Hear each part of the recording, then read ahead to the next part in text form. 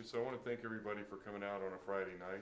I know this isn't fun, but you know, this is what we do. This is the real world. It turns out that my daughter started university on Wednesday. I think I may have mentioned that to you guys, and she immediately decided to change her major because her philosophy course had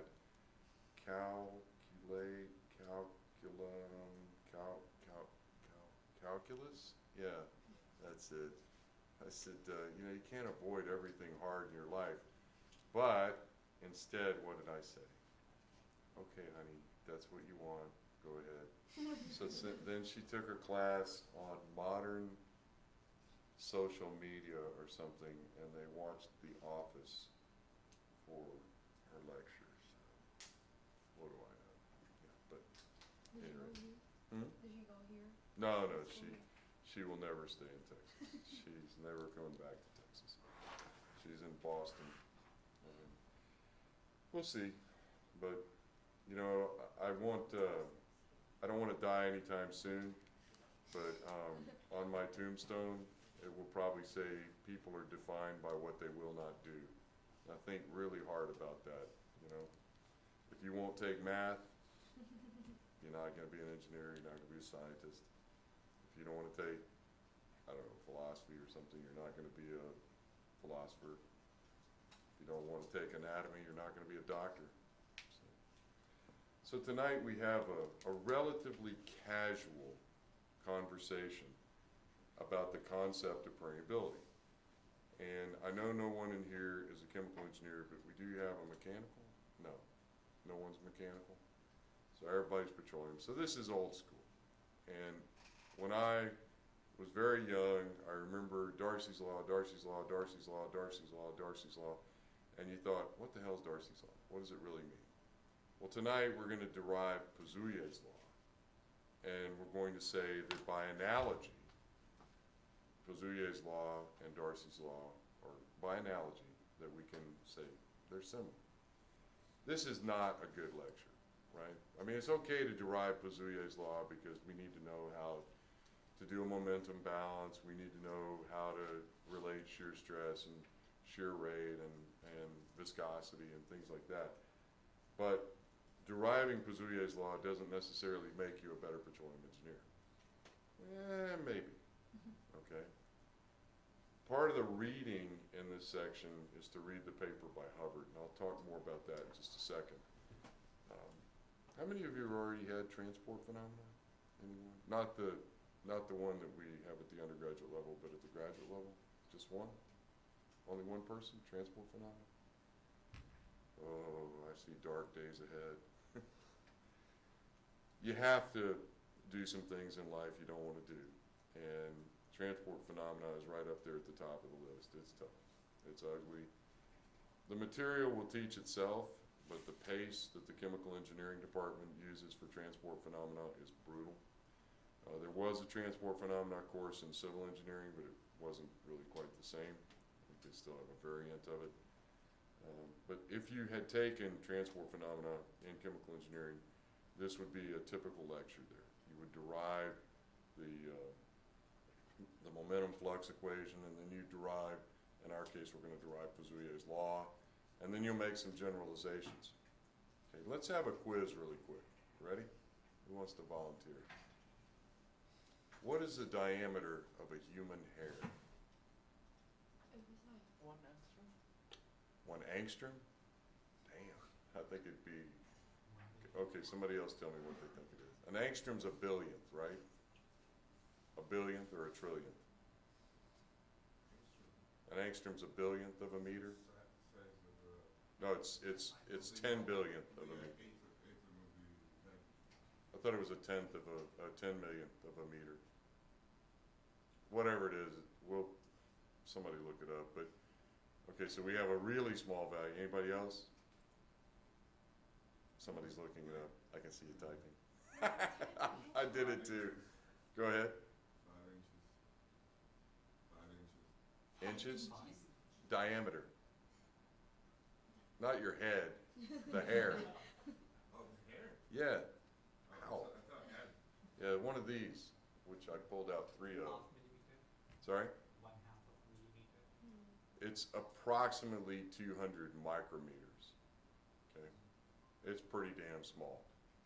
Okay. So I guess half of a millimeter would be a multiple of that. I had been using a millimeter as a basis in my calculation. Actually, I think, no, I used a smaller number than that. Anyway, we'll talk about it when we get there. No, I'm sorry. What does it say on the internet? Look up diameter of a human hair. And it says centimeters, right? Or micrometers. It's 200 micrometers. It's 17 to 200 micrometers. 99? 99 Okay. micron. Okay, 99 micron. 181 Yeah, that's what I got.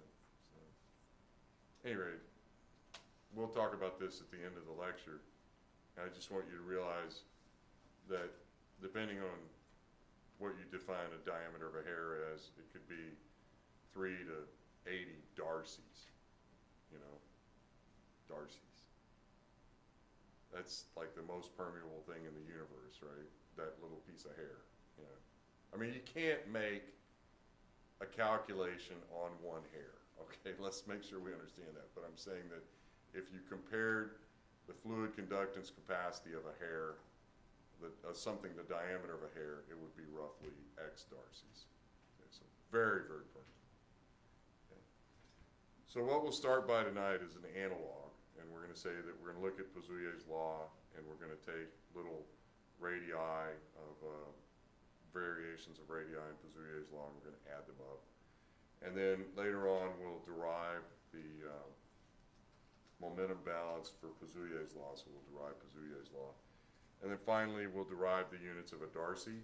And the Darcy is a contrived unit. What is Dr. Valco like? Anyone? Meters squared. Okay.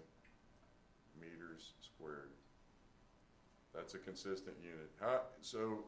How would you go around in your career saying meters squared? You'd have to have like 10 to the minus 17 to 10 to the minus 20 meters squared. And I think you'd get tired of saying that. And, you know, Dr. Valco always laughs because everything's in metric system for him. Who else does everything in the metric system in this department? Dr. Merides does. And it'll drive you insane as well. Both of them are more scientists than engineers, but that's okay. And then we'll derive the field units of Darcy's law. So we'll start by Poiseuille's law, and again, this is laminar flow in pipes. So what's rule number 0 for laminar flow? There's no slip at the wall. Okay, it's a continuous film of fluid. Molecules of gas may skip along the walls, and we talked a little bit about that with the Klinkenberg effect, but there's also other phenomena. You could have really dilute gases where the molecules bounce around inside of the tube like a ping pong ball inside of a pipe or something like that. We'll then derive the velocity profile from the momentum balance and the average velocity. The average velocity is the flow rate average velocity, so it'd be the flow rate divided by the area. The assumptions we'll make, of course, is 0 velocity at the wall, isothermal, steady state, incompressible, single phase, horizontal, and the properties of the system remain constant. And you can see I say can be modified, you know, et cetera. All of these things can be changed or can be adapted to something else. So I have a little note below that you're to derive Poiseuille equation for flow in pipes. We're going to go through that tonight. Derive Darcy's law analog for Poiseuille equation. We'll go through that. Derive the units conversion for Darcy's to centimeters squared, and then derive Darcy's law in field units. I don't remember, I think I required the Klinkenberg effect, or the Klinkenberg paper and the Cornell and Katz paper for your reading portfolio, but you probably ought to read the Hubbard paper as well. Now, everyone forgets that Hubbard was really a genius, you know, because he really had done some remarkable work on flow of fluids in porous media. He was a geophysicist by training, if I remember correctly. And if you read this paper, what he did is he attempted, and I use the word attempted, to derive Darcy's law, from Navier-Stokes theory. Okay? And he got close. He got really close. And what he eventually had to do was he had to say that there was some sort of a relationship between permeability and porosity, which we know is true, but it was kind of a sleight of hand to make everything work out. Now, there have been other derivations of this, some more elegant. These are probably mostly going to be in mechanical engineering or in chemical engineering. But the point is that in 1956, he attempted to derive Darcy's law rigorously from Navier-Stokes theory, and he got really close. Let's just leave it at that. He got really close. He had to make a certain assumption in order for it to balance out. Okay, historical note. What did Hubbard do that ruined life as we know it? Anybody? Hubbard did a homework problem in the early 1960s, I think it was, on a Saturday afternoon. I'm making this up, of course. But he did a cumulative probability or cumulative frequency, plot of oil production in the United States, and he predicted that there would be peak oil production in the United States in November of 1970. And when did peak oil production occur in the United States? November of 1970. But let's think about this. Why did peak oil production occur there? When the United States started importing oil, and I realize the United States is not the key to the universe, but it was the largest consumer, so it's a good indicator for everything else. When did the United States start importing oil? Any guesses? Probably in the 40s, maybe the 30s. Okay.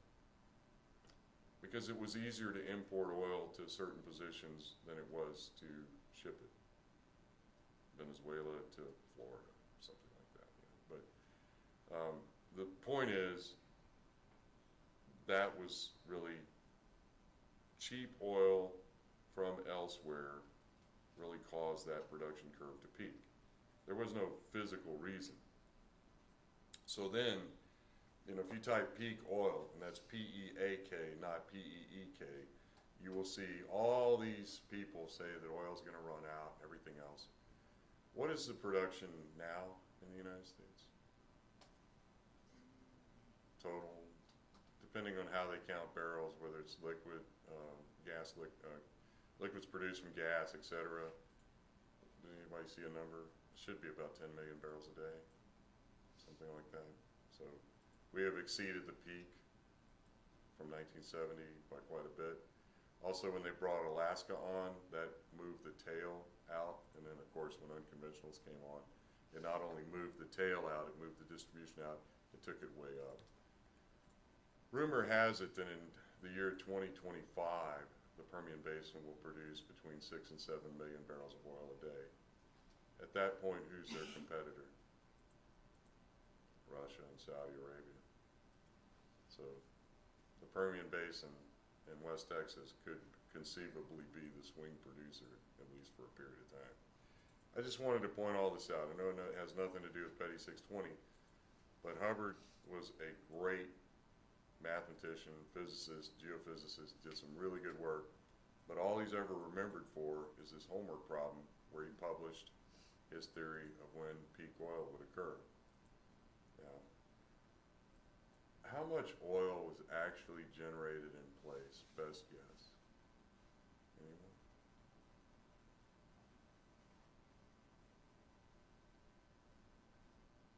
Scientifically speaking, the expectation is somewhere between 20 and 25 trillion barrels. It's probably a lot more than that, but that's, at the time, that was what was estimated. How much have we produced? About 1.5 trillion barrels. How much do we have in the bank? What's the definition of global reserves?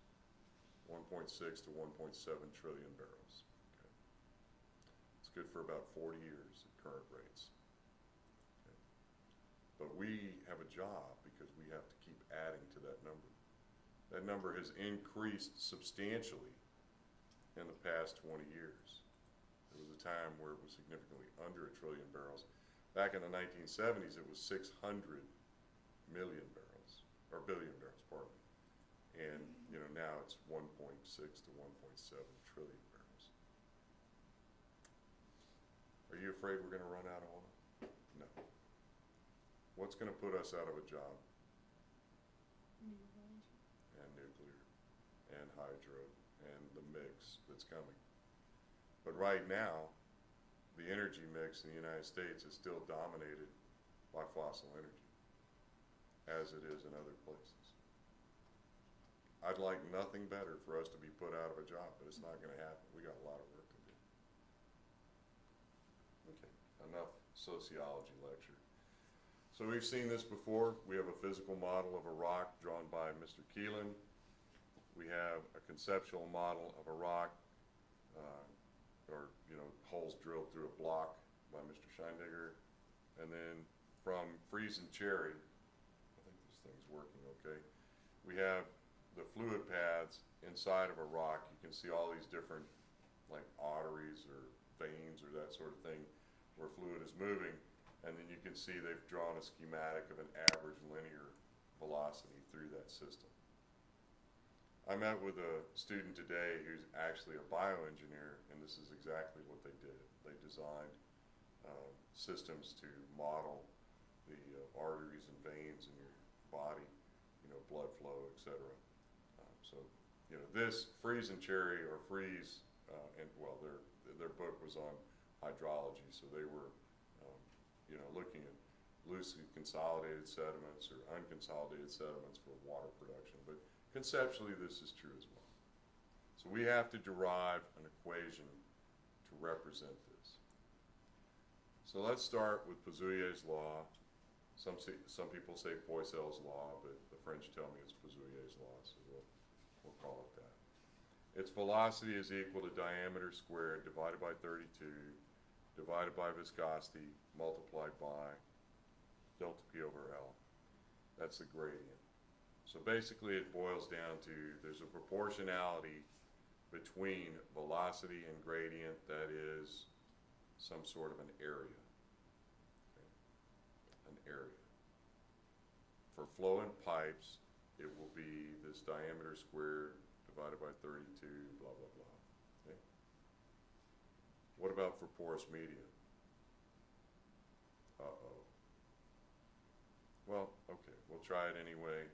So we reduce, for an individual tube, we have pi divided by 8 multiplied by r to the 4th divided by viscosity multiplied by the gradient.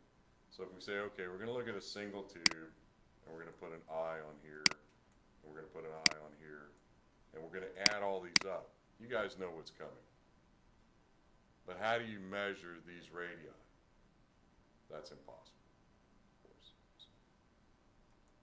So what we'll do is we'll create an equation that says that the total flux through the system is equal to 1 over the viscosity multiplied by the gradient multiplied by pi over 8, and then the summation of these radii raised to the 4th. That's great. Okay. How the hell do we calculate that? Well, we can't. So this was a lecture that I was trying to explain permeability to undergraduates, 35 years ago or 33 years ago, whatever it was, and to get them to understand that it's actually just a correlating constant or a constant of proportionality between velocity and gradient. If we could characterize all those fourth roads or all those connective things, then it would look something like this. And C, in our vernacular, would be permeability. But of course, if we were Darcy, this is probably exactly what he was thinking at the time. I don't know that, but I hope it was anyway. So the goal here would be to plot what versus what. We could plot gradient on the y-axis, delta P over L, divided by Q, or by mu if you want, and then plot rate on the x-axis. Okay, so we could have a little plot, and over here it would be gradient divided by viscosity, and then over here it'd be rate. and we'd have some sort of a trend that would go up and up and up and up, right? And then what's going to happen? Well, what's going to happen is no matter how much you increase the delta P over L, the rate is not going to increase anymore. There's a friction, okay? Or we could flip it over, either way. All right, so now we go to Bird, Stewart, and Lightfoot. This is the transport phenomena text. There's a lot of history around this book, but what you really need to realize is there have been probably millions of people around the world have used this, certainly tens of thousands or hundreds of thousands of people have used this book. It was the Bible of transport phenomena, and I still refer to it. I know there's been plenty of other books written since, but I always come back to this one. So what we're going to start by doing is using Newton's law for viscosity. We're going to say that the shear stress is equal to the viscosity, multiplied by the shear rate, okay, or the derivative. What the hell? Somebody else got control of this thing? Okay. So what we're looking at in this case is two plates. The top plate is always at rest, and the bottom plate is moving. So you could think about it as something spinning. So when you start the bottom plate, what happens? You create a distribution. And this distribution, eventually, when you get to steady state, it's going to look like this. So the bottom plate is spinning, and it creates this distribution. Now, our distribution is going to be parabolic because we're inside of a cylinder. But here, the distribution will be linear. But the most important thing is, at the wall, what's the velocity? 0. And at the center line, for us, what's the velocity? It'll be the maximum. Okay, so keep in mind, wall 0, center line of the system, maximum. Okay. All right, so now we go to what's called a shell balance. And apparently you guys, except for Mikhail, have not had transport phenomena. And when you do have transport phenomena, you will hate shell balances almost as much as you hate your worst enemy. But they're important.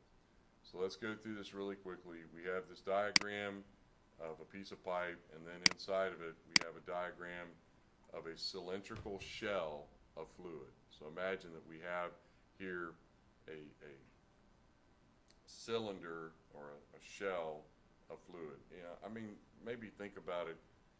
Remember fruit roll-ups when you were kids, you know? You could take a sheet of it and roll it over. Think about it something like that, you know? So we're looking at a sheet of that rolled over against itself. So what is the length of the sheet? Well, it's 2 pi r. It's the perimeter. And what is the height? Well, it's L. So that's easy enough. So now we have to look at the forces that are acting on it. There is a momentum flux from C to D, so there's sort of a momentum flux of this shell moving that way. They cancel each other out. We'll talk about that in a minute. And then there's a momentum flux through the shell, and that's really what we're interested in because that's where the shear rate, shear stress occurs. There's also a pressure gradient, and as you know, everything always flows from higher pressure to lower pressure, or higher potential to lower potential. So we'll look at the change in momentum flux across the cylindrical surface here. That's going to be really our guiding term. And then we have the change in momentum flux from C to D, which is, you know, down the length of the shell, which cancels out. We'll have a gravity force, which is the weight of the shell, and then we'll have the pressure change, which is this higher pressure subtracted the lower pressure. And all that, of course, it's a balance, right? So it has to be equal to 0. So very simply, we write an equation for each one of these terms based on the geometry of the system. 2 pi r is the perimeter, L is the length, so this is that sheet of fruit roll-up that we were talking about. It's evaluated at r, and then at some increment r plus delta r. We have something similar to that for the momentum flux across the annular region. The annular region is delta r plus 2 pi r times delta r, 2 pi r times delta r. And you'll notice these are going to be assumed to be the same because it's incompressible, so poof, they go away. The gravity force is 2 pi r multiplied by delta r multiplied by L. Damn, what the hell? I'm going to take my hand off the mouse. And then the last one is the pressure force, and of course, it's acting over this incremental area as well. So the pressure here is the higher pressure, the pressure here is the lower pressure. So we insert all these into the balance, and we have this term which is going to dominate. We have this term which is our flux term. This term is going to cancel. This is our gravity term, as I mentioned. This is our pressure term, as I mentioned. And so we write all this out. We cancel out everything. We divide by 2 pi r. I will roll backwards to show you there's a 2 pi r, 2 pi r, 2 pi r, 2 pi r, 2 pi r. So we're just going to get rid of that. And we have a delta r. You can see where this is going. We have this evaluated r, this evaluated r plus delta r. And then we'll eventually move this over to the other side. We have the pressure drop term. We have the gravity term, and we have another r. Of course, it's equal to 0 because there's a balance. So we just keep thinking about how we want this to look. We rearrange, we move this over to the right-hand side, keep the sign over here, we switch this for this, and everyone understands that we're evaluating this at r plus delta r and r. We're evaluating it over delta r. So when we take the limit, as delta r goes to 0, this becomes a derivative, and this term, nothing happens to it because there isn't a delta r term on this side. We're going ahead and move the L term outside. We'll define a potential function. So potential is just pressure minus the gravity head, and then we could write it in terms of this. We don't really work a lot in potential in petroleum engineering. They do in hydrology. But we'll assume horizontal flow, so potential just becomes pressure. So we're left with this, more or less, as our starting point. This is our change in shear stress multiplied by radius over radius, and then that's just equal to our pressure gradient multiplied by radius. Again, this is horizontal flow now, not vertical flow any longer. We're going to do an indefinite integration, and our indefinite integration will yield this r multiplied by the shear stress term, and then we'll have an r squared over 2 plus a constant. We move this r over to the other side, and we have this expression. And this is kind of cool, but this happens a lot in these kind of derivations. What does C have to be? Well, the shear stress is not infinite. It's finite. If C is any other number besides 0, what's going to happen? This thing is going to be unbounded. And the chemical engineers love doing this kind of work because they just look at something like that and throw it out, throw it out. So C is in cat must be equal to 0. At r equals 0, which is the center of the system, this thing will be unbounded, and that is not permitted. So we'll have to make that term equal to 0. So that'll be equal to 0. This is our final-ish form. Okay, so we're going to say that the shear stress is equal to the pressure gradient multiplied by r divided by 2. And for a diagram of what that looks like, we come over here. So here the shear stress is 0 at the center line, and there's a maximum out here. And what we're going to do now is we're going to use the definition of a Newtonian fluid. The shear stress is equal to the viscosity multiplied by the derivative of velocity dz dr. So now we're going to simply substitute that in. We can assume that viscosity is constant, it's Newtonian fluid, so we'll move it over, and we now have velocity derivative with respect to radius. What are we going to do again? Well, we'll move, separate and integrate. We'll move this term over, and we'll have r dr, which is going to be r squared over 2. So the velocity term looks like this. We again have a c term. What is the velocity at the wall? It's 0. So we evaluate this at r equals r. That gives us c as in cat is equal to exactly this gradient term multiplied by r squared over 2. And remember, big R is over here at the wall. Little r is the distance from the center line. Okay? So we now have an expression that says velocity profile is equal to the gradient divided by 4 divided by viscosity multiplied by this difference in radii squared, and that is this right here. Okay? That equation, number 21, describes exactly that parabolic profile. So your mind needs to be thinking that I'm looking at a parabolic velocity profile anytime I'm looking at a tube or a cylinder. Okay? This is Poiseuille's law. The principle still holds for Darcy's law, or at least our concept of Darcy's law. Okay? Now, where's the maximum? The maximum is at the center line. So if we substitute r equals 0, little r equals 0, then the maximum velocity is right there. Okay? Again, all this is really a lot of theory, but in reality, at least for flowing pipes, this is exactly what we get. Now, Bird, Stewart, and Lightfoot threw in a little homework problem where they said, okay, we're going to multiply the velocity by some beta factor, and that's going to be our slippage coefficient. Now, before you think that this is Klinkenberg's effect, this is not. This is just a little homework problem they put in the book, and thought it was kind of cool, so they said, okay, we're going to put a slippage factor. It's going to be beta. If beta is equal to 0, then we have the no slip case. If beta is not equal to 0, or do I have that right? No, if beta is equal to infinity, we have the no slip case, and if it's not, then we're up, then it'll apply. So, at any rate, I don't want to bore you with that, but the derivation for this is all on this side of the page, and when we're done, the final equation looks like this.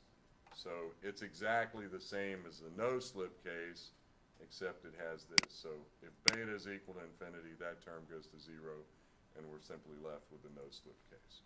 Forget about the slip case. Now, we need to calculate the average velocity. In order to do that, we have to calculate the flow rate, which means we do a double integral over the velocity. And of course, the numerator is the integral over velocity. The denominator is simply the cross-sectional area. Now, I've gone on ahead and I've written the velocity profile VZ as a simple algebraic expression so that we could substitute this C as in cat term to include this Bird, Stewart, Lightfoot beta thing. But just don't confuse yourself. This is not intended for to be a practical application of this stuff in blue. It's just a homework problem they did. So we complete the integration.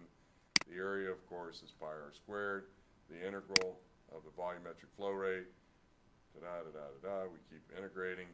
And finally, we have 2 pi r squared, which is the area, of course.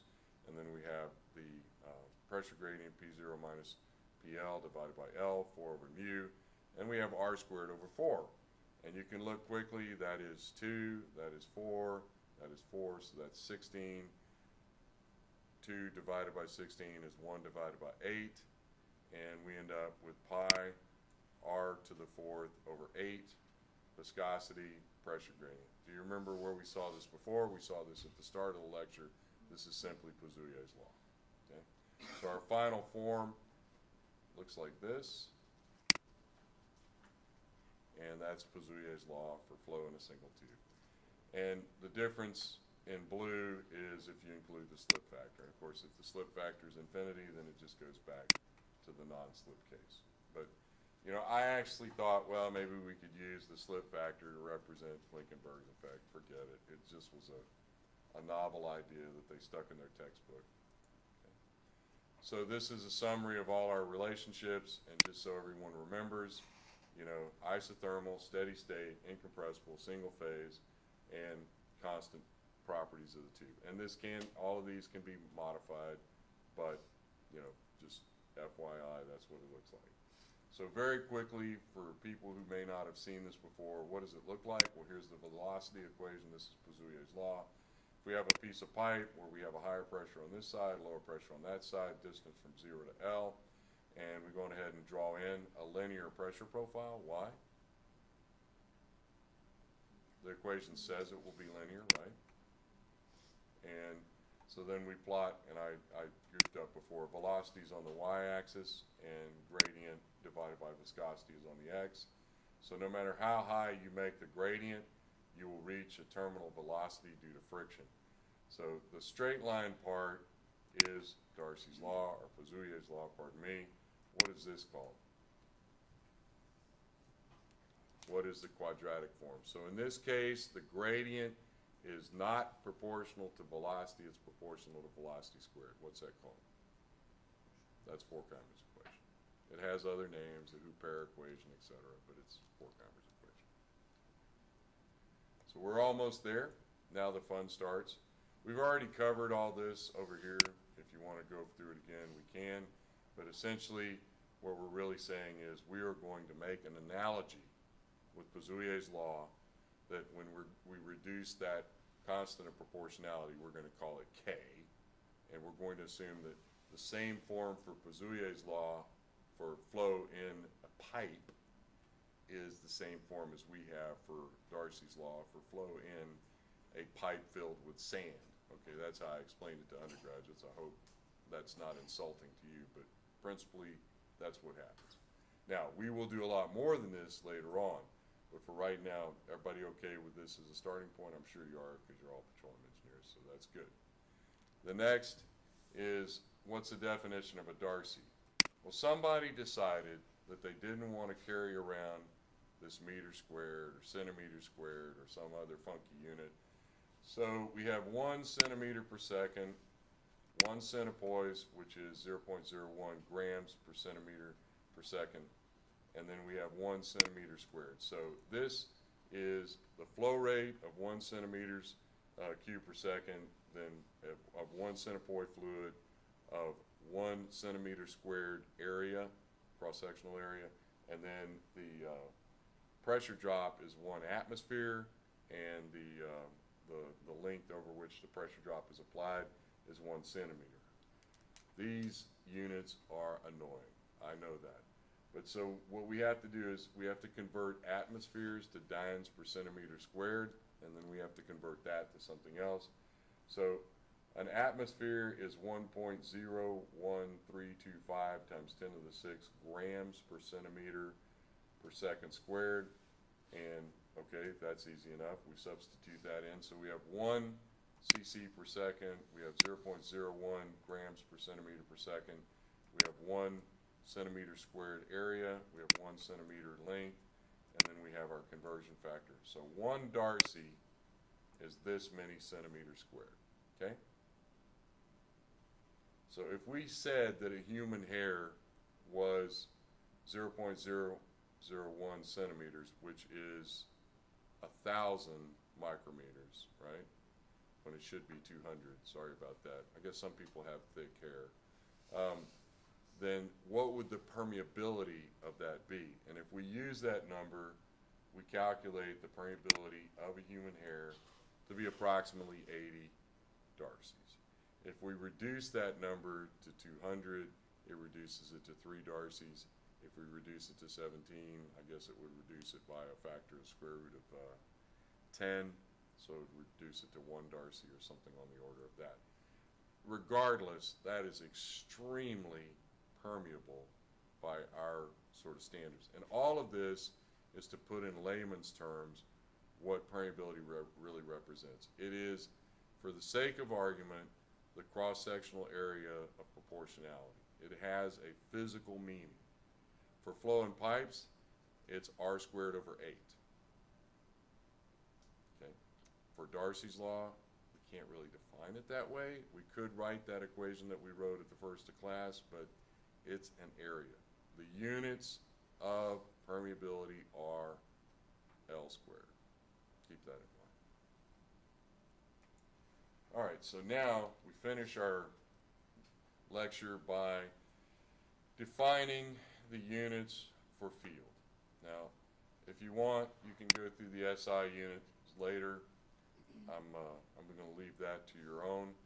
But our field units are PSIA, and unfortunately, this is a typographical error. Delta P is PSI, not PSIA. And you will see many textbooks write PSIA for delta P. But remember, English units are not the same as metric units. Pressure has an absolute term. It's just semantics, but you cannot say that the difference in pressures is absolute. You have to say that it's difference, PSI, pounds per square inch.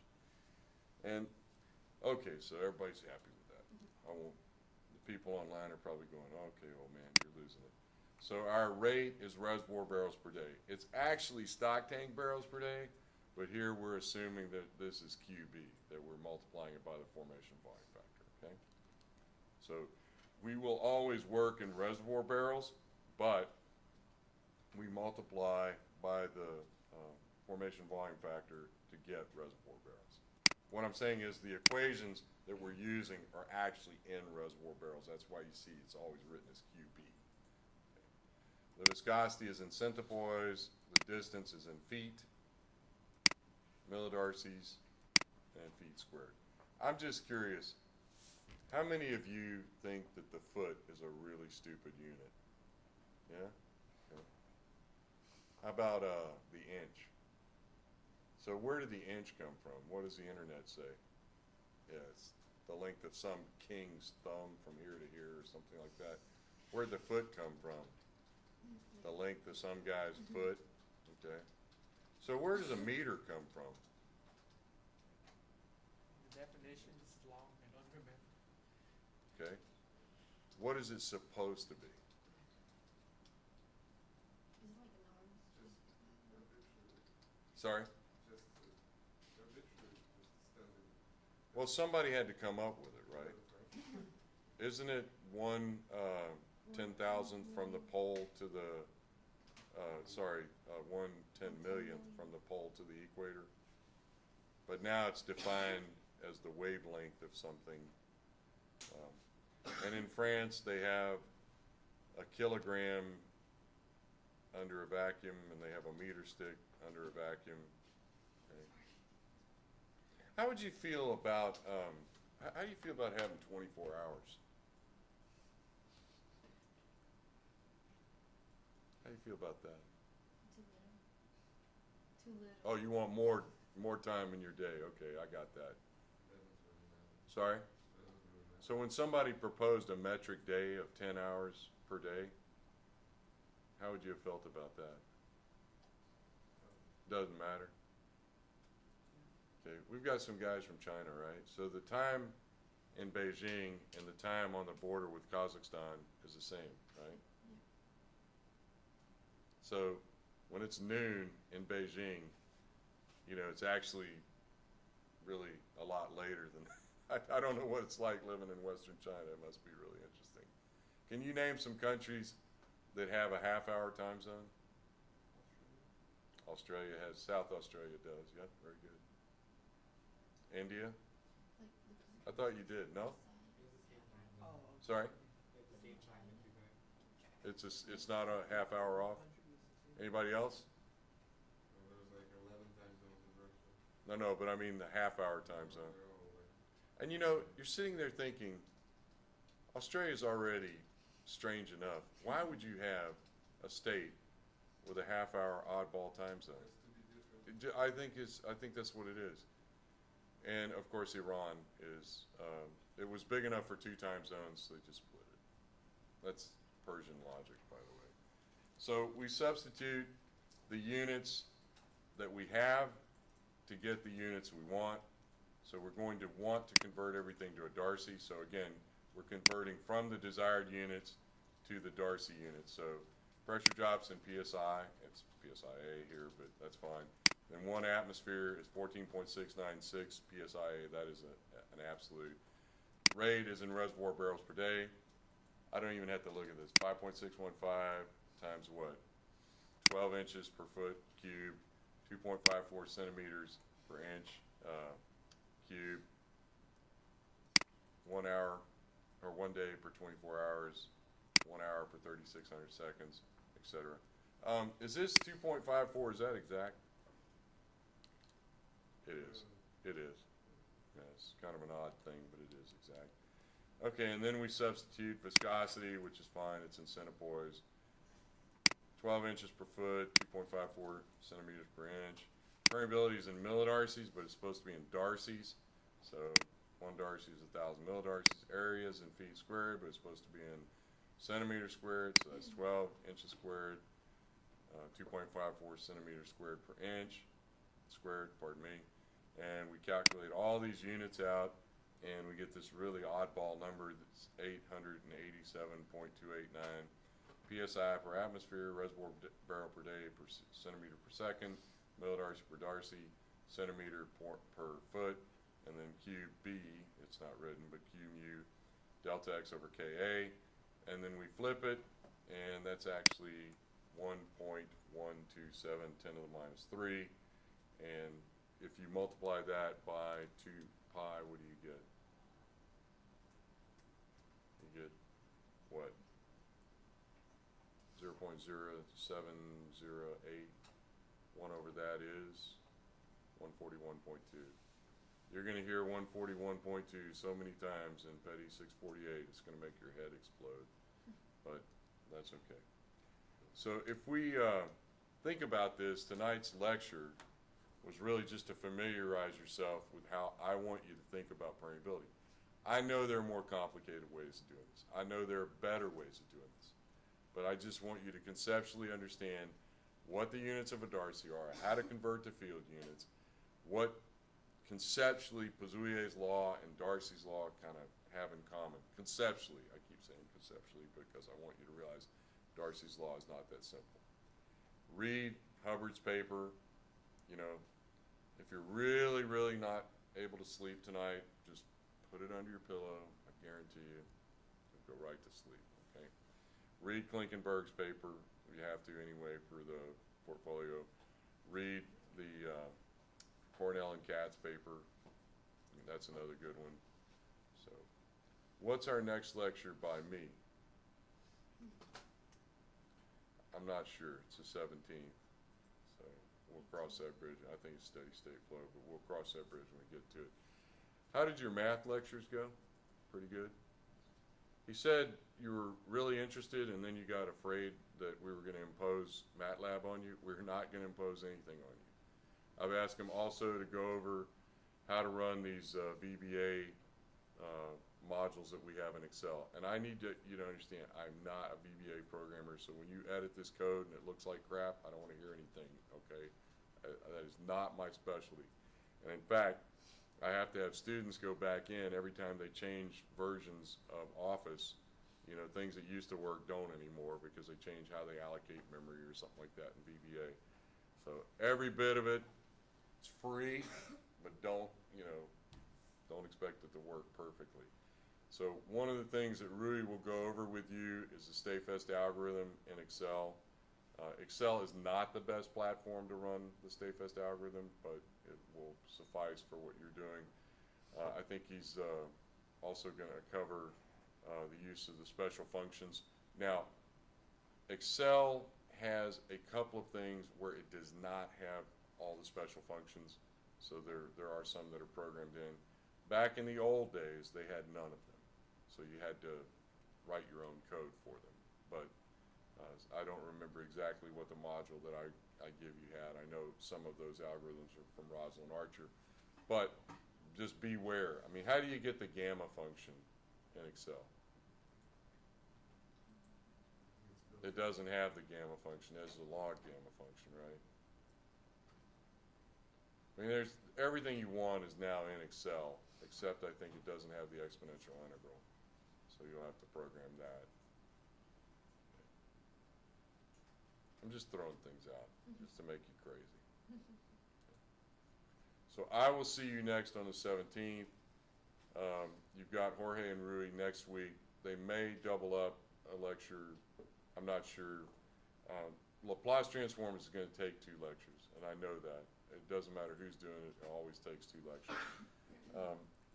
If the Laplace transform lecture does not sit well with you, let me know, and we'll go over some other things. The last quarter or 20% of the course is all Laplace transforms. It is not that hard. Look, nobody in this room had lower math grades than I did. You can do the Laplace transform, I promise, okay? I always joke that the Laplace transform is like getting married. You know, it's easy to get in, impossible to get out, and everybody goes, that's sexist. I didn't mean it to be sexist, I just meant it is. When you look at the inversion integral to get out of Laplace domain, it is like a divorce from hell. So what do? We cheat, And how do we cheat? We use numerical algorithm. Now, how many algorithms have been written to get out of Laplace domain? Dozens.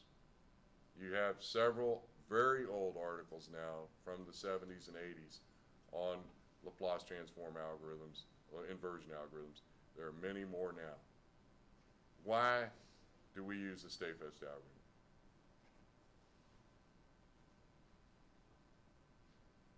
It's real domain values only, which is nice. It's easy. It's computationally cheap. It's reasonably predictable. The companies that use the Stayfest algorithm for their software, for pressure transient analysis, production data analysis, whatever, do they publish how they implemented it? No. What's the number one thing you want when you're a software vendor? Speed. Because if somebody's waiting on something, they're going to stop using it, you know. And some of these algorithms are not Stayfest, but some of these algorithms they use are shortcut algorithms or spliced, or there's something else in it. What do you think happens when an algorithm like the Stayfest algorithm hits a splice? You guys ever seen how rope is spliced? So you have two pieces of rope, and you splice them together. So what's the derivative of the splice? Boing, boing, boing, boing. You know, it's going to do that. So sometimes in the old days, when you were using the Stayfest algorithm, you would see this boing, boing, boing in the calculation because it would hit that splice. The Stayfest algorithm is a sampling algorithm, so it samples multiple values and then it uses its kernel to calculate or to estimate the inversion. It is by far the easiest one. Okay? It is also very stable, very predictable, even when it's wrong. Okay. I know Dr. Valco has another algorithm implemented, but I think it can only really be implemented on Mathematica or MATLAB. I used to torture you by getting you to derive your own inversion algorithm. You don't like that idea? So there was the original inversion algorithm was from Widder, W-I-D-D-E-R. And it was using the properties of the derivative of the Laplace transform. Okay? It was extremely clever. But this means that you have to know the Laplace transform function has to be infinitely differentiable. Okay? So whatever function you have in the Laplace domain, you have to be taking the infinite derivative of it. Obviously, you can't do that. Well, actually, and I keep calling it the Stayfest algorithm, the Gaver-Stayfest algorithm is sort of a finite difference implementation of that, or a discrete difference implementation of that. So it needs you to take more and more terms for accuracy, just so you know. Okay, again, Rui will cover this, Jorge will cover his material, and hopefully everybody's happy with the pizza and the candy bucket, and everybody's coming to class, and you know, I'm sure the people online are going to want me to send them a pizza coupon. That ain't going to happen. But, you know, you guys get to sit at home in your bunny slippers and hot chocolate and follow the lecture. So, but anything we need? Okay. Next week's home leave, I'll answer email. I know some of you sent me some things. I think I've tied up everything that you've sent me. I think I've responded to everybody. Is there anybody I haven't responded to? I'm way backed up on email because of the last couple of days. But I'll get caught up. If you need some help, let me know. Do not let the reading portfolio and the homework portfolio get ahead of you. I guarantee you can work the final exam in a weekend, or you can work it while we're doing those lectures when we get there. I have really outdone myself this year. I gave an extremely easy assignment and final exam in Petty 663, and I'm thinking this assignment, you could probably do this final exam in your sleep and, you know, just dream about it and type it up the next day. But of course, you're going to do a really good job. I mean, these are classic solutions. We're going to derive them all. All you got to do is go from there to whatever computing domain you're going to do, generate the tables I tell you to generate. It should be that simple. You know. I don't know what I was thinking, but I want this course to be predictable. I want you to know you do this, you're going to get this, and that's fine with me. trust me, you're all gonna earn your grade, no matter what it is. And if everybody gets an A, I sleep fine at night, you know, but you're gonna earn it. I would like to take some side steps as we get into some of this material and talk about some things that we might wanna try to do. Part of the elegance of this course, the math part of this course, is that we can take little side trips, talk about things like Array's investigation, which seems to be everybody's mind right now. We could try to derive a rate equation for production data analysis. We could try to do something like that. There's a whole lot of things that we could do here. So I'll leave you with that.